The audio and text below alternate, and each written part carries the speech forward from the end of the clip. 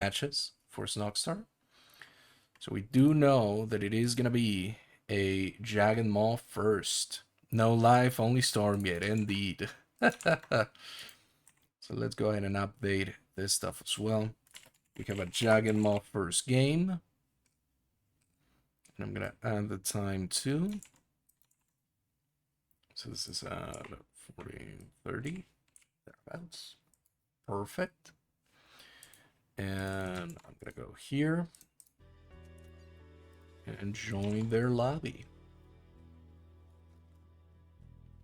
Hopefully they didn't start without me. They did not. Awesome. Wonderful.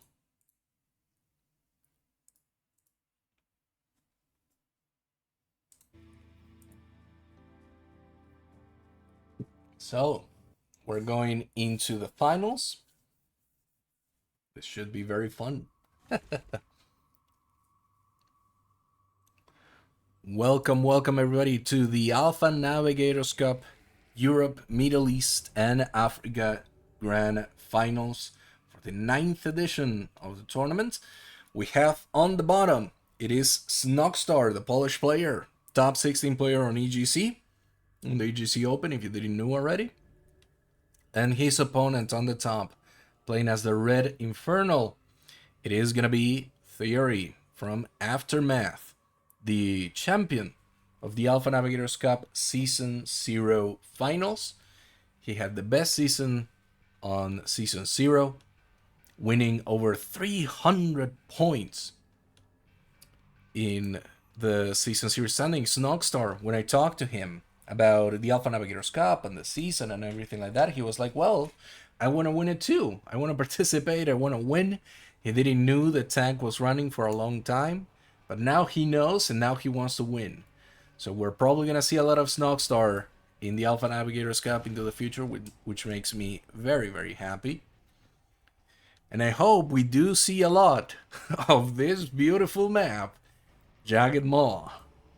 We can see that TheoRy is part of the school of thinking that you should absolutely go for the siege camps every opportunity you have. Meanwhile, Snoxtar thinks about the other path that you can take here in Jagged Maw, going for the central speed camp and using that to push yourself over the edge here. Oh, and the little fiends from Snoxtar, they will deny the siege camp. It is an interesting start. It denies the speedy siege camp, and Snoxtar will most definitely have the speed camp for his side. But will that be enough?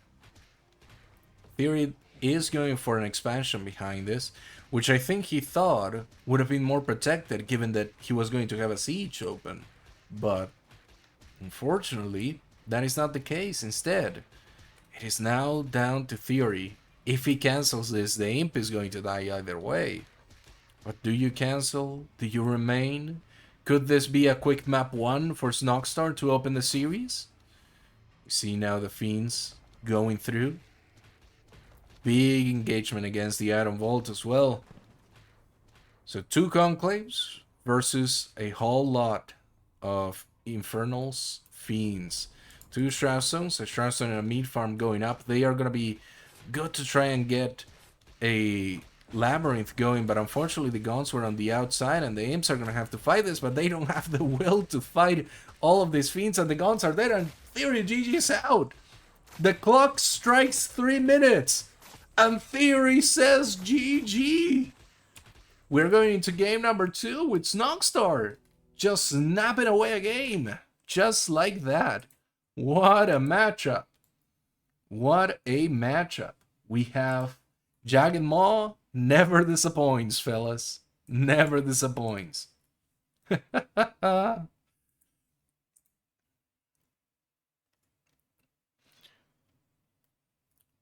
So game number 2. Get ready for this one, fellas. You're gonna love game number 2 because it is Titan Causeway.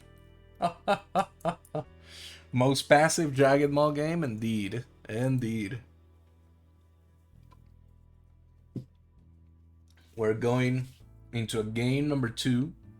It is gonna be Titan Causeway. So we might have the crazy finals where Broken Crown and Secluded Grove are not played. Could you imagine? Could you imagine Broken Crown not being played in a Stormgate final? How nuts would that be? And so we enter game number 2. Where is Secluded? Where is Broken Crown? Nowhere to be found as we enter game number 2 into Titan Causeway after an incredible map number 1 in Jagged Maw. What happened? TheoRy up here in the red.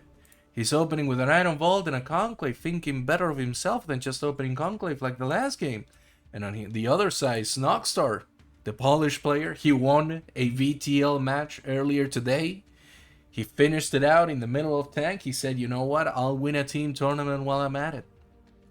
And now he wants to claim the crown of the first of Season 1's European TANC.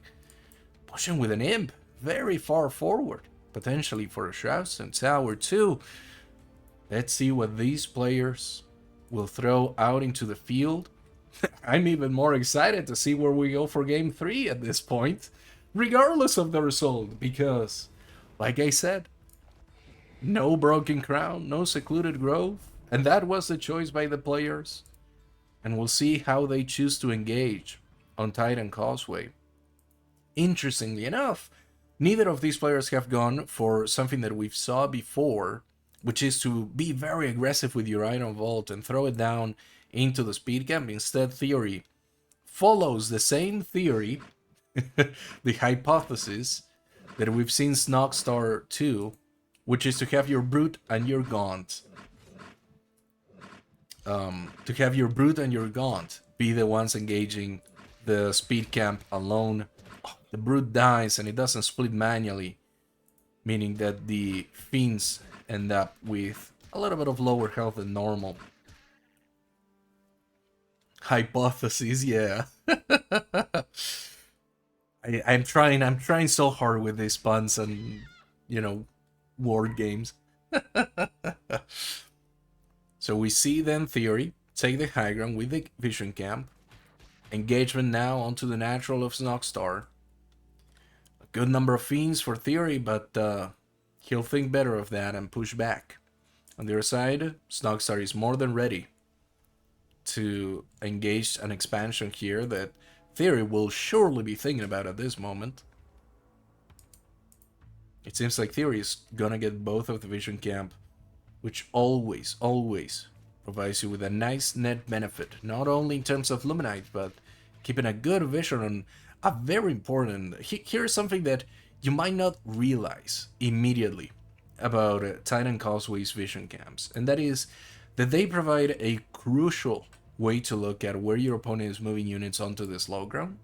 Because yes, they can move through the middle, but there is nothing too powerful by going through the middle. You can chuck like a Shroudstone Tower, a couple of meat farms onto this ramp, and you can have it well scouted. But it is these paths, the one that goes through the side, that can be absolutely killer if you don't spawn them early. Seems like TheoRy rechecking here. Look at this, the heads up play to go for the speed camp first, to now try to get a sneaky amount of Fiends onto the natural, but there is no natural yet. They were a little bit debated. The Shroudstones will go up and they'll kill one of the Fiends. And now TheoRy pulls back, readies himself for his opponent. And he'll also know whenever the healing camp gets destroyed, the aura will reach over the Vision Camp. And that'll give him that information, but he got the fill through. And now the Fellhawks die, and a good number of Fiends are getting into this imp line, but they go for the Fellhawks instead of the imps. And they won't actually get that many imps to kill. The run-by could have been much more deadly, but thankfully for Snoxtar, the target fire wasn't as precise. And so I believe maybe 1 or 2 imps died, but not much more. You have 15 on the core base against 17 on the other, so probably 2 and 2 more. Garlic, you're gonna be using that one forever, eh? The tank imps indeed. survive the engagement. And so now Snoxtar wants to deny the vision, and it seems like TheoRy is happy to let him do so. Neither player is going to have full vision over on this area, unless Snoxtar decides to poster up a Shroudstone Tower somewhere around here. Oh, and a big drop happening for the Gaunt's. Good angle as well. Snoxtar was not ready for it. He didn't have anything on his Doombringer to bring to the table. So now, a good attack on the imps. The Infest deals a lot of damage. What an incredible play to bring the imps into the Doombringer so that they are not killed by the Gaunts immediately. And the drop will get pushed back. Here it comes. It does a merry around the roses. And now it'll pull back in to the Therium. Get a couple more hits. Build a few more imps. Fiends. Sorry, I don't know why I reversed that one. And then pull back out. TheoRy is in a very nice position at this point. He has not needed to face again against his opponent. Here comes another drop. On it goes. The Brute Split is massive. TheoRy manages to keep a couple of his Gaunts alive, but he's now fighting on the inch of his life of the Gaunts. But we'll take the next speed camp that levels up. This is a much larger speed camp, however, and these little goats, they do a lot of damage. That's a lot of damage. So he'll need to protect it. And the lower down, the other speed camp is up. And now the question becomes, what is TheoRy going to do with this speed? The Doombringer has speed, the Fiends have speed. He will try to deny this vision camp. I think he might be able to. Doombringer speed is so fast. He could drop them behind. He definitely wants to take the vision camp on the side of Snoxtar. But he has a Brute right on top of it as it happened. And now, once again, vision denied for Snoxtar. It is going to be TheoRy taking it. And TheoRy is happy to just let him kill it again. He has free information. Good control over the map for TheoRy. And he can take his own vision camp at his own leisure. He might not have gotten all of the resources from it, but that's fine. TheoRy is happy with that.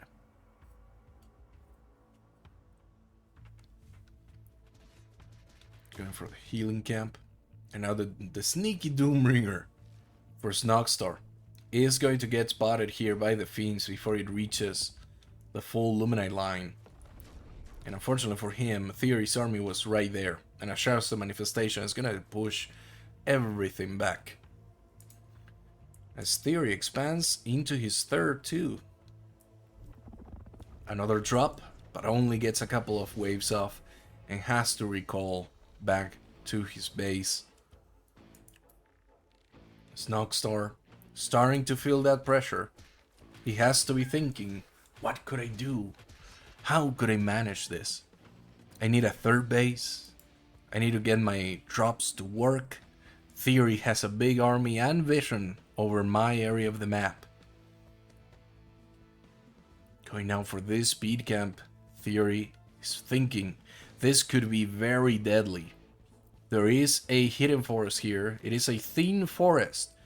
The TheoRy could pull all of his Fiends through and hit this expansion without going through the main gates. But with the speed camp as well. Oh, and Magmadon's on top of it. The Doombringer has the speed and it's going to go room over the top. Onto the expansion then. Here comes the drop of the Magmadons. They're going to trample immediately. And they sandwich the Gaunts in between TheoRy's Gaunts and his Magmadons. As Snoxtar's single Magmadon will go down. TheoRy continues to push here. A great hit of a Fiend to keep the Magmadon alive. Oh, and it dies barely a few moments after, but it was just enough, I think. The Shroudstone Towers are doing great work here. But at this point, TheoRy has a Magmadon, he has Gaunts, he's going to destroy the production buildings. Even if he has a refresh there, it's not going to be enough. And Infest goes down on the imps who are already low health. Oh my god, you're right. This is on the reverse. Oh my god, I'm such a dumbass. I casted this series. I did the classic Ertosis and Tasteless one from ECL. So Snoxtar is actually been going nuts on this map. And it is GG by TheoRy. Holy hell. Well, just go back into the VOD, and every time I say TheoRy, it just thinks Snoxtar. So that puts Snoxtar on match point. What a plot twist indeed. But it's like, I didn't even think for a second about that one. Because hashtag professional caster? No, because I'm not a professional caster. This is a hashtag amateur caster moment. So, what surprises me about that one too is the fact that TheoRy is the one that really likes Titan. So I thought for a long while that it was... Yeah, Attica thinks. I thought for a while that TheoRy was the one in the better position, simply because TheoRy is the one that really likes to play Titan. But anyway, we're heading into game number 3. I'm beautiful again. No broken, no secluded. We are headed into Jagged Maw once more. Into the jaws of the Maw. We are thrown in to our players. Snoxtar on the blue. Remember that, everybody. Keep it in your heads. Lock it in on the ram. It is Snoxtar on the blue and TheoRy on the red. For this game number 3, it is match point for Snoxtar. And what a statement it would be for the new season of the Alpha Navigators Cup if Snoxtar, who didn't get to play... Snoxtar is red on the bottom of the map? Yeah. And TheoRy is blue on the top of the map. What a statement it would be for Snoxtar, who didn't play in TANC last season. I think he played on one TANC last season.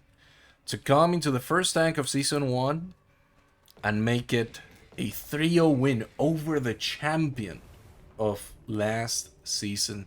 And it seems like TheoRy learned from the last time they went into Jagged and decided to mirror the Shroud Stone opening here on the top. He will get his 2 Fiends up into this engagement. He decides to go for the Fiend versus Fiend battle, but I don't know if that is the perfect engagement for him. It does mean his Shroud Stone Tower is going to be lower health than his opponent's. On this initial fight, you can see the micro that these players are having to do here to be able to sustain each other. And now both Shroud Stones are up, but the Shroud Stone for the side of TheoRy doesn't have vision. It just barely has vision there. Now it's able to grab one, but the problem is that the Infest hit the side of Snoxtar first. So that means that the speed camp is going to go entirely to the side of Snoxtar. The Shroud Stone Tower now bashing each other. But man, TheoRy is going to lose this engagement. There is a Shroud Stone up. The speed camp is for Snoxtar. It is a good start for the Polish player, who must be feeling so confident at this moment, having completely wiped TheoRy on games 1 and 2, and now even though TheoRy adapted and threw down a mirror opening, I'll always veto Jagged. Fuck this. It is indeed a map that either you love or you hate, brother. Another very interesting approach here from TheoRy, an adaptation, if you will. He went in with the Shroud Stone first, and unfortunately lost that fight on game number 1, and now in game number 3 he's opting to do it second. But it could be just enough. There is an imp here that has to cut through all of this, but if TheoRy doesn't realize, there we go, now he realizes that he has to clean up the pathing for it.